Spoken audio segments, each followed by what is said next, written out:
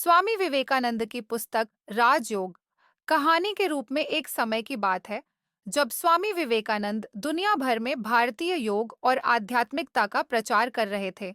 उन्होंने महसूस किया कि योग केवल शारीरिक व्यायाम तक सीमित नहीं है, बल्कि यह आत्मा और परमात्मा के मिलन का एक गहरा विज्ञान है।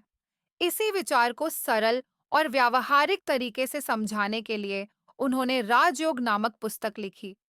यह पुस्तक उन साधकों के लिए थी जो अपने जीवन में शांति, ज्ञान और मुक्ति प्राप्त करना चाहते थे।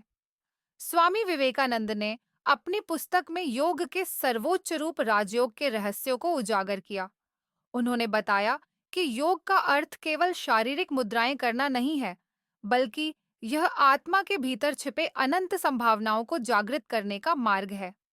पतंजलि के योग सूत्रों को आधार बनाते हुए उन्होंने योग के चार मुख्य भागों को विस्तार से समझाया: समाधि, साधना, विभूति और कैवल्य। पुस्तक की शुरुआत में स्वामी जी ने एक साधक की तरह पाठकों को संबोधित किया। उन्होंने कहा कि राजयोग वह मार्ग है जो हमें अपने मन को शांत और एकाग्र बनाना सिखाता है।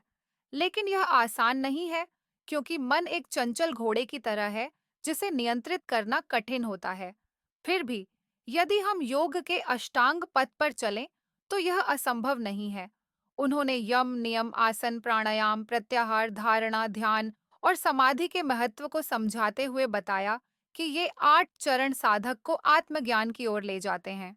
स्वामी विवेकानंद ने मन को एक गहरी झील की तरह बताया, जिसकी सतह पर विचारों की लहरें उठती रहती हैं। ध्यान और साधना के माध्यम से इन लहरों को शांत किया जा सकता है।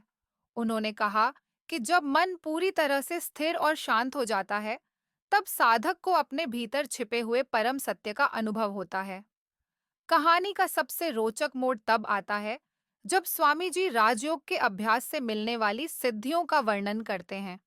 उन्होंने बताया कि साधना के दौरान साधक को अलौकिक शक्तियां प्राप्त हो सकती हैं, जैसे दूसरों के मन को पढ़ना, दूर की घटनाओं को देखना या असाधारण शारीरिक क्षमताएं।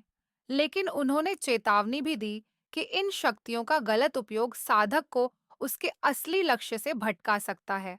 उन्होंने इसे एक परीक्षा के रूप में देखा, जो साधक की निष्ठा और धैर्य की परख करती है। पुस्तक के अंत में स्वामी विवेकानंद ने एक साधक के लिए सबसे महत्वपूर्ण गुण विवेक और वैराग्य को बताया। उन्होंने समझाया कि आत्मज्ञान का मार्ग कठिन और चुनौतीपूर्ण हो सकता है, लेकिन जो व्यक्ति समर्पण और धैर्य के साथ इस मार्ग पर चलता है, वह न केवल अपने जीवन का उद्देश्य समझ पाता है, बल्कि वह परमात्मा के साथ एकाकार हो जाता है। राजयोग केवल एक साधना की विधि नहीं है, बल्कि यह एक जीवन शैली है जो मनुष्य को अपने भीतर की शक्तियों को पहचानने और उनका सही उपयोग करने की शिक्षा देती है। स्वामी विवेकानंद ने इस पुस्तक को वैज्ञानिक दृष्टिकोण के साथ प्रस्तुत किया, ताकि हर व्यक्ति इसे आसानी से समझ सके। इस प्रकार राजयोग हर उस व्यक्ति के लिए एक अमूल्य साधन है जो अपने जीवन में शांति, आत्मज्ञान और मुक्ति की खोज कर रहा है। यह पुस्तक न केवल आध्यात्मिक यात्रा का मार्गदर्शन करती है, बल्कि यह बताती है कि कैसे योग हमारे जीवन को बेहतर और सार्थक बना सकता है।